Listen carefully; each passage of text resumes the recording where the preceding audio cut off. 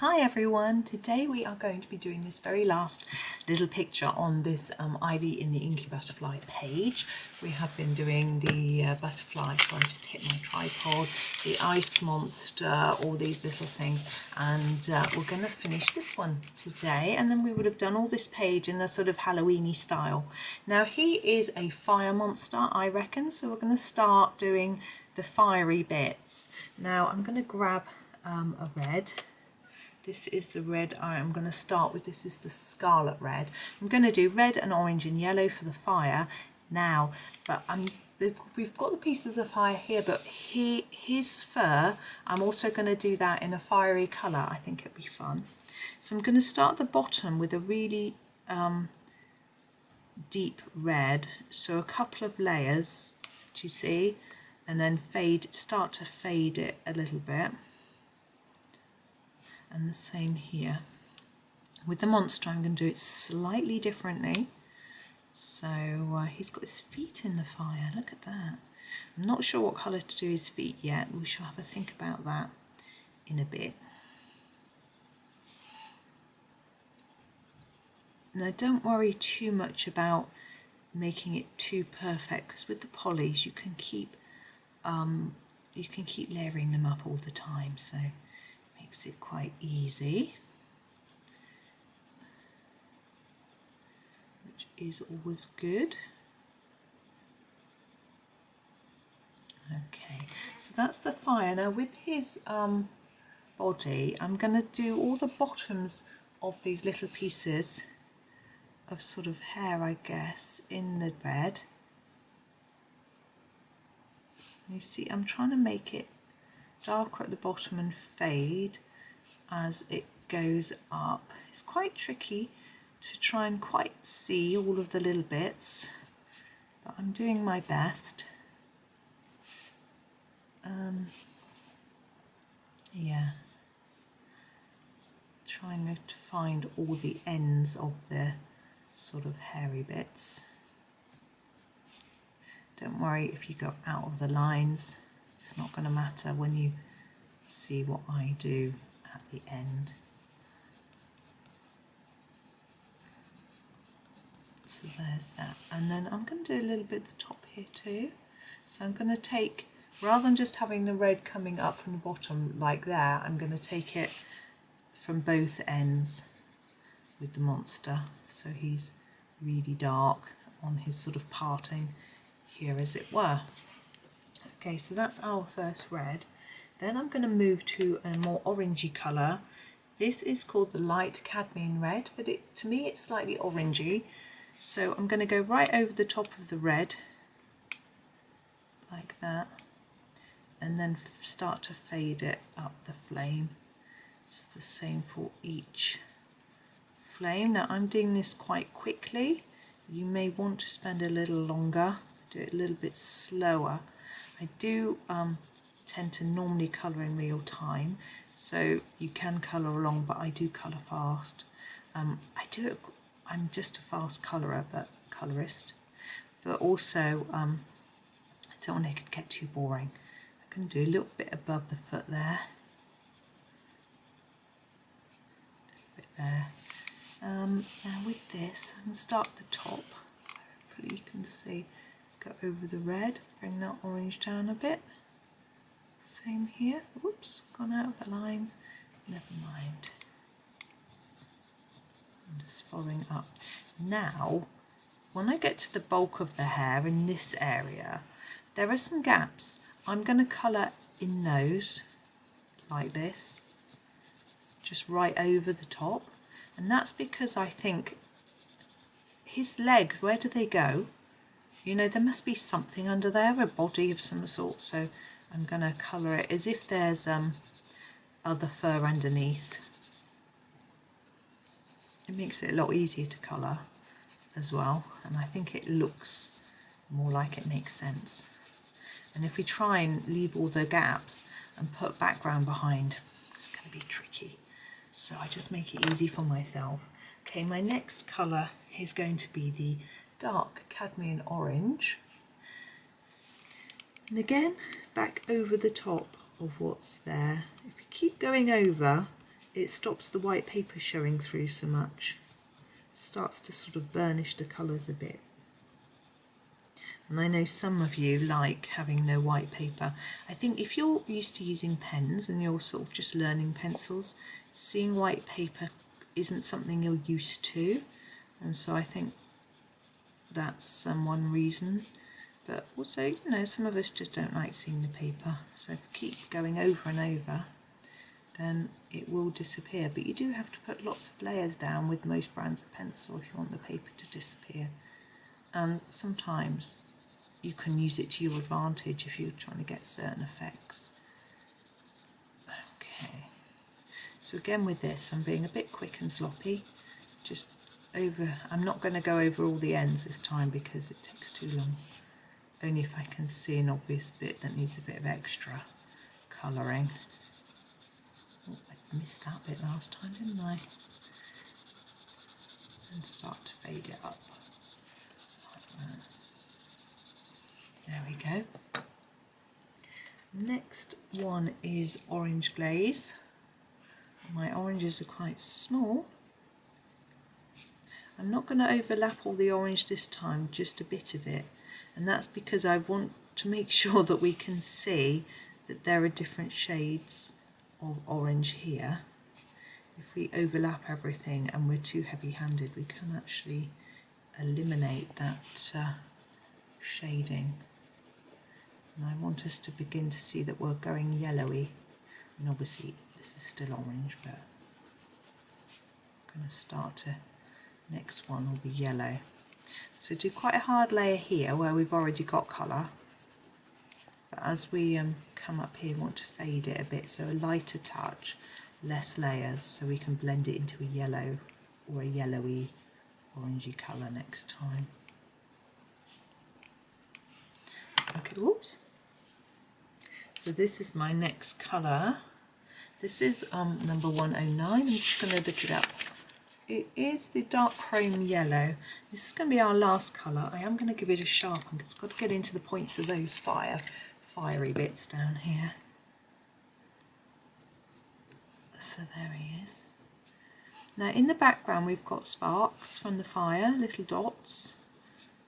I know I'm zoomed out, so it's quite hard to see. I'm going to draw those on after with a pen. So I'm going to colour over the top of them when I do my background, which I will do in a minute. So I'm just telling you now, so you bear that in mind. If you don't have a pen, you might want to colour around them. Okay. So just a sort of warning, so that they don't disappear for you if you need them to still be there, sort of thing. Right. Well, we still have got the rest of the monster to do. His face and legs I want to do in the same colour as each other. Actually, I'm going to do his teeth first. I think his teeth are fun. I'm going to use the Scarlet Red that we've used for the fire, but I'm just going to use it on its own in quite a hard layer. He's got red teeth. I think it's quite fun to have like blood-like. His teeth are covered in blood or something. It's Halloween. And his eyes, do the middle of his eyes red. Look at that. And he's got ears and horns. I'm going to do those in the slight fiery colours, but the ones that aren't near. So we haven't got much yellow up here, so I'm going to use these two of the lightest colours. So this was the orange glaze. I'm going to start with that one here, like that, and this one here, and the same on this side because it's symmetrical. And then, oops, I'm going to grab this, the yellow. Is it the dark chrome yellow? I think so. It's in the description. I write all the colour names in the description for you.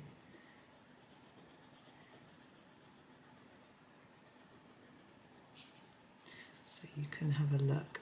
I sometimes used to find when I was following a tutorial, to always do that these days, but I used to like to get all the colours out beside me ready, so I could just grab them as needed. So it's always nice having them written into the description. I'm going to do face and legs. I decided to do, where's the colour? Try and find the colour, there it is. Just give this sharpen. I'm going to do this cinnamon colour because I think it's going to just fade a little bit. I don't necessarily want his legs and face to stand out too much because I like all the fire. I want all the fire to stand out, but I think the colour matches the fire colours quite well. So I like that. And I think it looks the colour of a flamingo's leg. I don't know.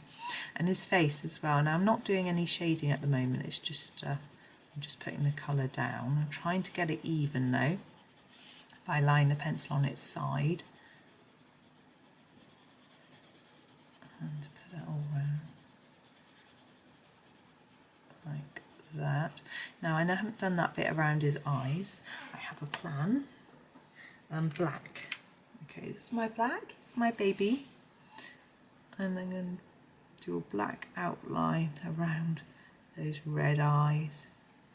If you want the red eyes to stand out even more, you could use a red pen. Sometimes a pen can give a more defined colour. I'm quite happy with that though. Now background. So we have these dots of spark, which I'm going to do in a minute. We have the cobwebs. I may go over those in pen in a minute. My idea for the background, actually my husband's idea for the background was to do smoke. I think it's a really good idea because I was like, I don't know what to do. He's like, do smoke. I was like, oh yeah. So I'm going to use his idea, and I'm going to use a warm grey. This is warm grey 4 is what I'm going to start. I'm going to do a circular motion. I know smoke might come up off the flames a little bit, but I think a cloudy circular smoky colour might just work. Now I'm just going to do the whole of the background in this one colour, and then I'm going to have a look and think about whether I want to add some darker areas at all. So I've chosen a lightish colour, and I might feel that it isn't dark enough once I sort of finished and look at it, and I might want darker areas around the edge of the monster or maybe around the edge of the page. I'll have a think about it. And as I say, I'm not going to worry about those sparks. I'm going to go over those in a pen, and I'm not going to worry about the spider web either because I could go over that in a pen. I find spider web, if you're doing spider webs, they can be fun in a silver because actually they do catch the light and shine, so that can look fairly realistic actually. Or a white works quite well. That's if you've got a black background. Obviously if you've got a white background, then neither of those colours show up particularly well, so it might be better to leave it as a black if you've got a white background. But I always think about spiderwebs are their nicest when it's been frosty. We have along our near our house, if I walk along the canal to town, there's a sort of meadowy part which is really pretty, and it's got all sorts of wild plants growing, including lots of teasels, which are a bit like thistles. They've got great big seed heads, quite tall, and you don't notice it normally, but on a frosty morning or a wet morning when it's sunny, you notice that the spider webs throughout it, all through the teasels. And that isn't dark enough for me. I'm going to go in with my warm grey 6, and I'm going to go all over it with this because I want the whole thing to be a bit darker. And the spider webs really show up in the frost or the rain, and they're just so pretty. And because the teasels are quite tall, you can see them really well. So that's why I do them white or silver at times. That's how I notice them on really pretty frosty mornings. I do love the frost. I'm lucky, I've got a nice warm house, lots of warm clothes, and it's frosty. I can go out and really enjoy the cold. It does make my nose run and my eyes water, but you know, it's worth it. It's so pretty. Oh, someone just sneezed. I couldn't work out if it was my husband upstairs or my next door neighbour. I don't know hopefully you didn't hear it. Sorry, I've got the giggles now. Oh dear, poor person. It's not really funny, is it? I'm going out of the lines a bit on this right hand edge. I am going to do this border. As with these borders in a lot of Johanna pictures, I am not going to do it immediately because there is a right hand page to this which I haven't coloured at all yet. It's a much brighter, lighter page which I will do in a sort of contrast to this one, I expect. I haven't thought about it at all yet. It's not one that's on my list to do in the near future. And so once I've done that one, I'll probably decide on the border colour.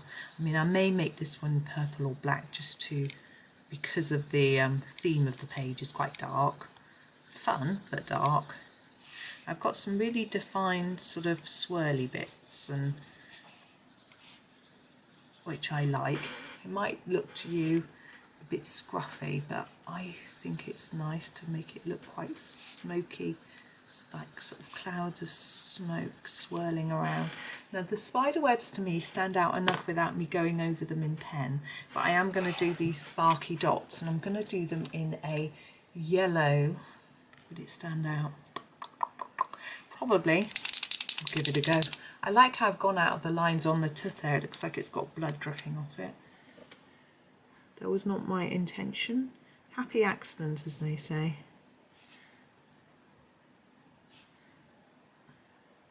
Yeah, that shows up enough for my liking. You might prefer to do it red or orange. I might add some red and orange dots to it, actually, just for fun. I don't think you can have too many dots and it will start to fade a little bit. There's the red. These are all my Poscas. So because they're paint pens, they show up on top of pencil. They don't take up the colour, not of the polychromos anyway. They do if they're white. Sometimes they take up the pigment from some pencils. So they don't with polys, but sometimes with Prismas, Castle Arts, Black Widows, all those other brands sometimes. I don't know why. I don't know if it's to do with whether they're oil based or wax based, or whether it's just the specific pigment that they use or what it is, but there we go. I think I am going to leave him there. I think he's quite fun. I hope you you like him. I'm just going to zoom out so you can see the whole page just for fun. Now we have finished it. Oh, let's zoom out. Oh, that's as far as I can zoom out. So we can't quite see all of it. Let's try and straighten it for you. I'm not very good at getting things straight, am I? So there we go. There's our page finished. I think it's quite fun. I hope you like it. I hope you enjoyed the set of videos. Thank you so much for watching, and happy colouring.